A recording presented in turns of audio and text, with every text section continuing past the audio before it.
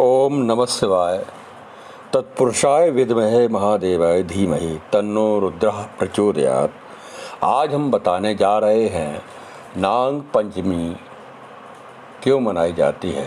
नाग पंचमी के बारे में बता रहे हैं। श्रावण शुक्ल पंचमी को नाग पंचमी कहते हैं। इस दिन नागों की पूजा की जाती है और हमारे शास्त्रों में मिलता है अनंत वासुकी शंख पद्म कम्मल करकोटक अश्ववर धृतराष्ट्र शंखपाल कालिया तक्षक एवं पिंगल। पूजन के बाद सर्व देवताओं से उनकी प्रार्थना करें, अर्थात जैसे अन्य देवताओं को नमस्कार करते हैं वैसे ही सर्पों को नमस्कार का विधान हमारे वेदों में मिलता है।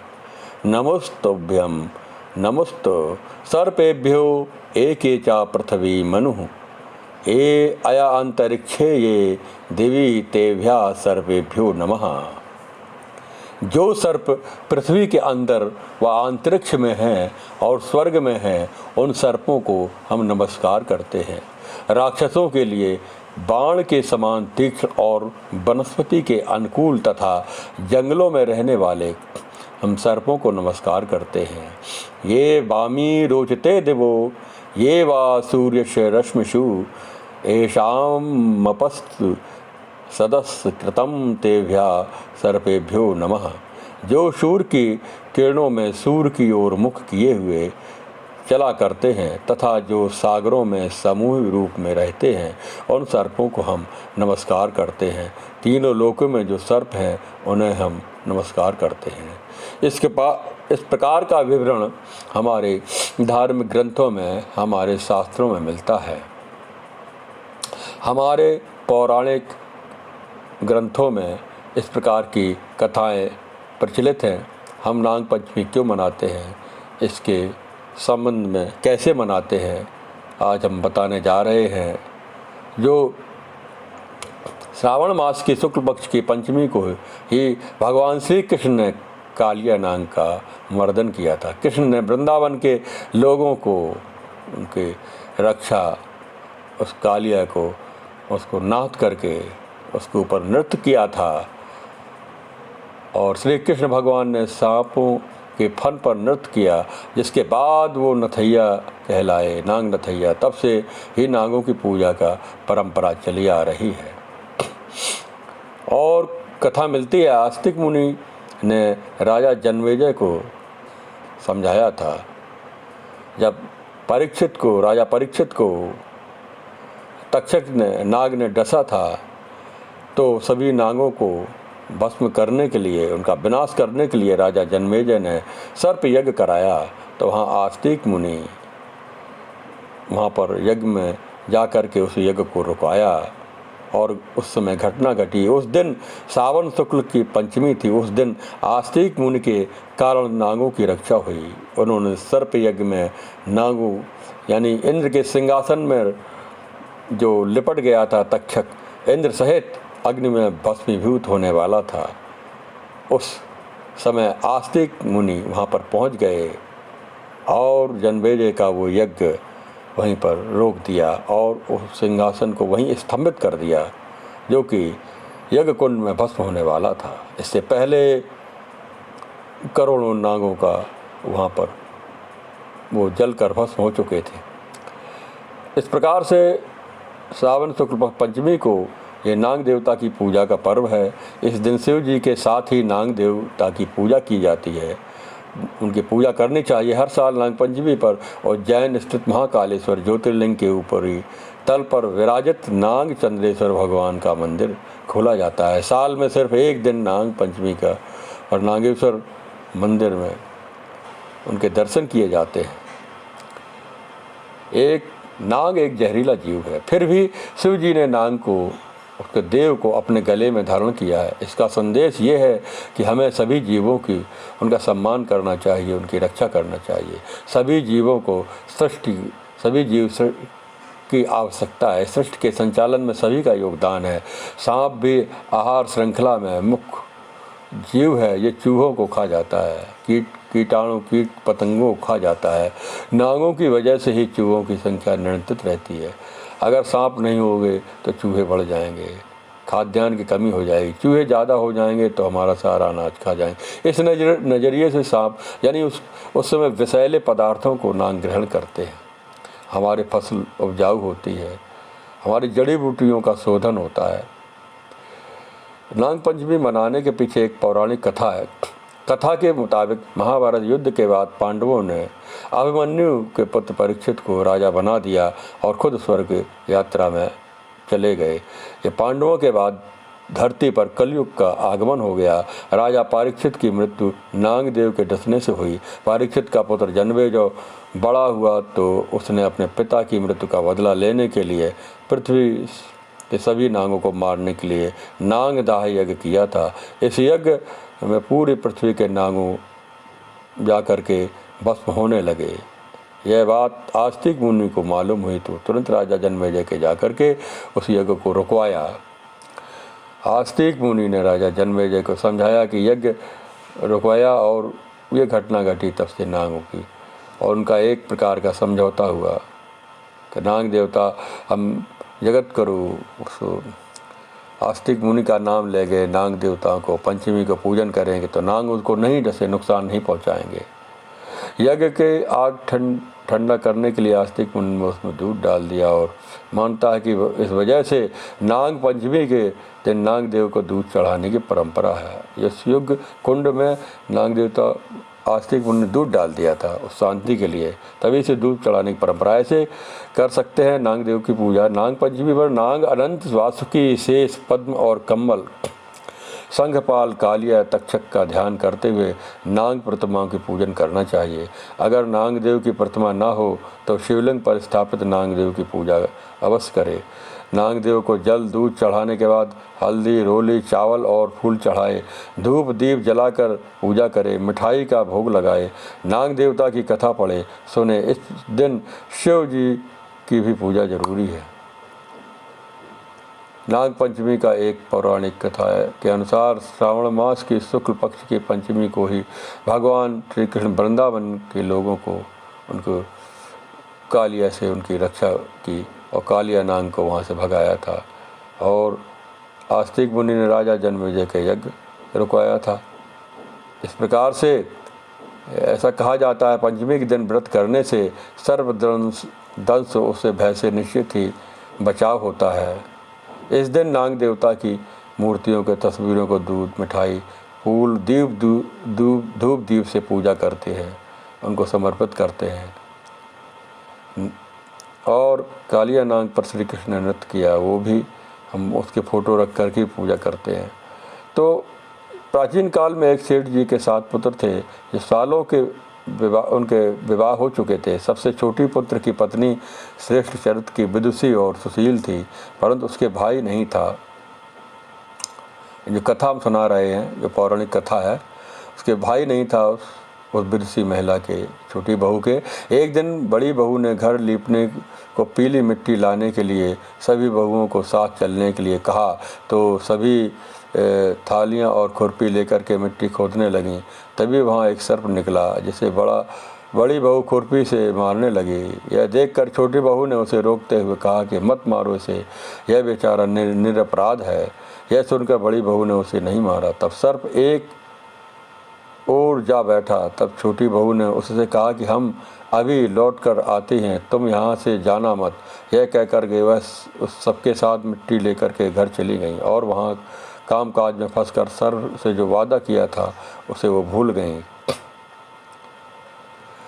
उसे दूसरे दिन वह बात याद आई तो वह सबको साथ लेकर वहाँ पहुँची। सर्प को उस स्थान पर बैठा देखकर बोली, सर्प भैया नमस्कार।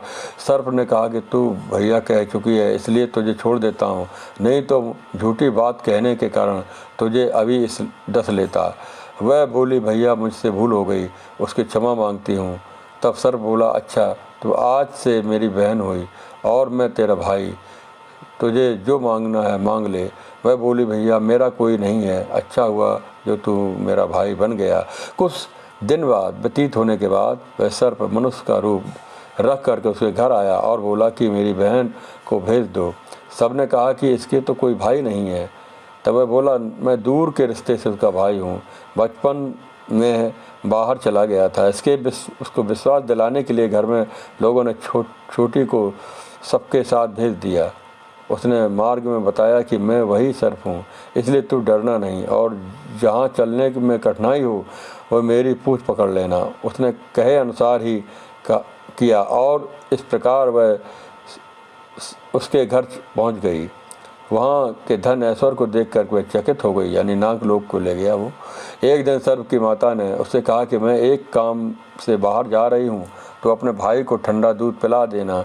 उसे यह बात ध्यान न रही और उसे गर्म दूध पिला दिया, जिससे उसका मुख बेहतर जल गया। यह देखकर सर्प की माता बहुत क्रोधित हुई, परंतु सर्प के समझाने पर शांत हो गई। तब सर्प ने कहा कि बहन को अब उसके घर भेज देना चाहिए, बहन को उसके घर भेज देना चाहिए।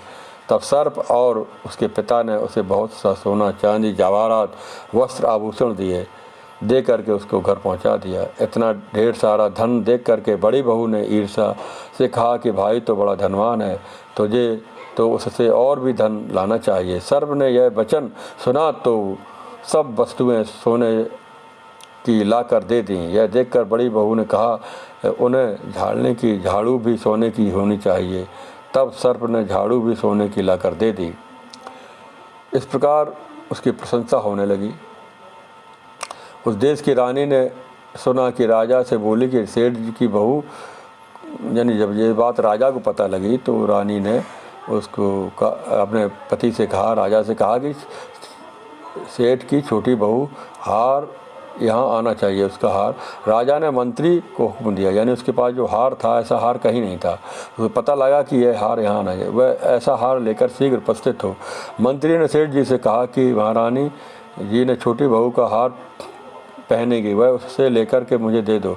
सेठ जी ने डर के कारण छोटी बहू को से हार मंगा कर दे दिया।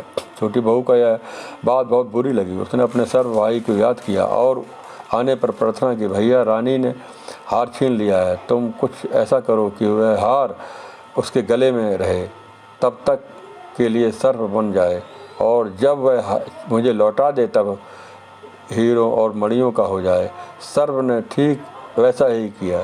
जैसे ही रानी ने हार पहना वैसे ही वह सर्प बन गया। यह देख रानी चीख पड़ी और रोने लगी। यह देखकर राजा ने सेठ के पास खबर भेजी कि छोटी बहू को तुरंत भेजो। सेठ जी डर गए कि राजा न जाने क्या करेगा। स्वयं छोटी बहू को साथ लेकर के उपस्थित हुए। राजा ने छोटी बहू से पूछा, तूने क्या जादू किया है, मैं तुझे दंड दूंगा। छोटी बहू बोली, राजन धृष्टता क्षमा कीजिए, यह हार ही ऐसा है कि इसे धारण करने पर सर्प बन जाता है। सर्प बना हार उसे देखकर कहा कि अभी पहन कर दिखाओ। छोटी बहू ने जैसे ही उसे पहना वैसे ही हीरों मणियों का हो गया। यह देखकर राजा को उसकी बात का विश्वास हो गया और उसने प्रसन्न होकर उसे बहुत सी मुद्राएं भी दी, पुरस्कार में दी। छोटी बहू यानी छोटी वह अपने हार को इन सबके सहित घर यानी और उसकी मुद्राओं को लेकर घर लौट आई। इसके धन को देख करके बड़ी बहू ने ईर्ष्या के कारण उसके पति को सिखाया कि छोटी बहू के पास कहीं से धन आया है। यह सुनकर उसके पति ने अपनी पत्नी को बुलाकर कहा कि ठीक ठीक बता कि यह धन तुझे कौन देता है। तब वह सर्प को याद करने लगी। उसी समय वह सर्प प्रकट होकर के यदि मेरी यानी वो सर्प प्रकट हो गया और सब उसके रहस्य को समझ गया। छोटी वह अपने हार और इन सहित लौट गई। तो उसी समय सर्प ने प्रकट होकर कहा कि यदि मेरी धर्म बहन के आचरण पर संदेह प्रकट करेगा तो मैं उसे खा लूँगा। यह सुनकर छोटी बहू का पति बहुत प्रसन्न हुआ और उसने सर्प देवता का बड़ा सत्कार किया। उस दिन से नाग पंचमी का त्यौहार मनाया जाता है और स्त्रियां सर्प को भाई मानकर उसकी पूजा करती हैं। इस प्रकार अनंत वासुकी, शंख, पद्म, कम्मल, करकोटक, अश्ववर, धृतराष्ट्र, संघपाल, कालिया, तक्षक एवं पिंगल, इस प्रकार के सर्प की आकृतियां बनाकर उनको दुग्ध, अक्षत, हल्दी, अक्षत, पुष्प अर्पित करना चाहिए, उनका पूजन करना चाहिए। इस प्रकार से पूजन करने से सर्प दोष की शांति होती है। और नमोस्तु सर्पेभ्यो एकेचा पृथ्वी मनु, ये अंतरिक्षे वे दिवे तेभ्या सर्पेभ्यो नमः। जो सर्प पृथ्वी के अंदर और अंतरिक्ष में हैं जो स्वर्ग में हैं उन सर्पों को मैं नमस्कार करता हूँ। राक्षसों के लिए बाण के समान तीक्ष्ण और वनस्पति के अनुकूल तथा जंगलों में रहने वाले हम सर्पों को नमस्कार करते हैं। इस प्रकार से हम नाग पंचमी का त्यौहार मनाते हैं, सर्पों की पूजा करते हैं, या मंदिरों में जा कर के भगवान शिवलिंग पर जो सर्प विराजमान होता है, जो कंठ में लिपटे हुए, उनकी हम पूजा करते हैं। भगवान शिव का रुद्राभिषेक करना चाहिए। भगवान शिव के रुद्राभिषेक की जड़ी बूटियों की सामग्री से दुग्ध में मिलाकर, गंगा जल मिलाकर के, बेल पत्र को भगवान शिव पर अर्पित करके धूप दीप नैवेद्य पंचोपचार षोडशोपचार पूजन करते योग विद्वान ब्राह्मणों को लेकर के रुद्र अष्टाध्यायी का पाठ करते हुए जल की धारा संगी से भगवान शिव पर लगातार अनवरत रूप से धारा छोड़नी चाहिए। और उस समय रुद्री का अपना महामृत्युंजय का पाठ भी करना चाहिए। और रुद्र अष्टाध्यायी का पाठ लगातार जब चलता है, भगवान शिव पर जल धारा छोड़ी जाती है, दुग्ध धारा छोड़ी जाती है, उसमें जड़ी बूटियों युक्त जल छोड़ा जाता है, तो भगवान शिव उसके दोषों को दूर करते हैं। काल सर्प दोष जो राहु और केतु के बीच में सभी ग्रह आ जाते हैं, ऐसा योग बनता है, तो वह दोष समाप्त हो जाता है। नाग पंचमी के दिन कुछ लोग चांदी और तांबे के नागों को भगवान शिव पर अर्पित करते हैं, रुद्राभिषेक करते हैं, तो काल सर्प दोष से मुक्ति मिल जाती है। काल सर्प दोष मुक्ति से बहुत से ग्रह जो सुप्त अवस्था में अपना सही रूप से फल देने लगते हैं, ग्रह शांत हो जाते हैं। ओम नमः शिवाय। ओम नमो भगवते वासुदेवाय। ओम नमो नारायणाय। इस प्रकार ग्रह जो हमारे शरीर पर प्रभाव उनका पड़ता है। अंतरिक्ष में जब किसी बच्चे का जन्म होता है, काल गणना के अनुसार सृष्टि अपना कार्य कर रही है, सभी ग्रह नक्षत्र भ्रमण कर रहे हैं, ब्रह्मांड में भ्रमण करते हैं। 9 ग्रह सूर्य के चक्कर लगाते हैं और सूर्य आदि अंतरिक्ष में वो हमारे ध्रुव तारे के परिक्रमा करते हैं। अखंड अनंत ब्रह्मांड जो शिवलिंग की आकृति में है, शिवलिंग का तात्पर्य है जो कल्याणकारी चिन्ह। आलया सर्वदेवा नाम, भगवान शिव का जो शिवलिंग आलय है, आलय में सभी देवताओं का पास है। भगवान शिव का हम पूजन करते हैं। सर्वप्रथम श्री गणेश जी को आह्वान करते हैं, उनका पूजन करते हैं, ओम गंगणपते नमः। दूसरी, इसके बाद श्री कार्तिकेय जी का हम पूजन अर्चन करते हैं। फिर नंदीश्वर भगवान का, नंदीश्वर का हम पूजन अर्चन करते हैं। नाग देवता का भी हम पूजन अर्चन करते हैं, जो भगवान शिव के गले में लपटे हुए हैं। इसके बाद वीरभद्राय नमः। ओम भद्रम कर्णे विष्णुयाम देवा भद्रम पश्चिमाक्षभीर यात्रा। वीरभद्र का हम आह्वान पूजन करते हैं। यक्षराज नमस्तभ्यम शंकर प्रिय बांधव। यक्षराज कुबेर जी का हम आह्वान पूजन करते हैं। इस प्रकार भगवान के शिव परिवार का पूजन करने के बाद भगवान माँ उमा पार्वती, जो हमारी पार्वती माता यानी उमा महेश्वराभ्याम नमः। नमस्समवाय च मयोभयाय च नमस्शंकराय च मयस्कराय च शिवतराय च। भगवान शिव का आह्वान करके भगवान शिव और शक्ति का पूजन अर्चन करते हैं, शिवलिंग पर जल चढ़ाते हैं। शिव परिवार के पूजन के बाद भगवान शिव का पूजन करना चाहिए। इस प्रकार हमारे शास्त्रों में वर्णन मिलता है। इस प्रकार नाग पंचमी के दिन, अमावस्या के दिन, और इस प्रकार सावन शिवरात्रि है, फागुन शिवरात्रि में है, विभिन्न शिवरात्रि में भगवान शिव का अभिषेक करते हैं।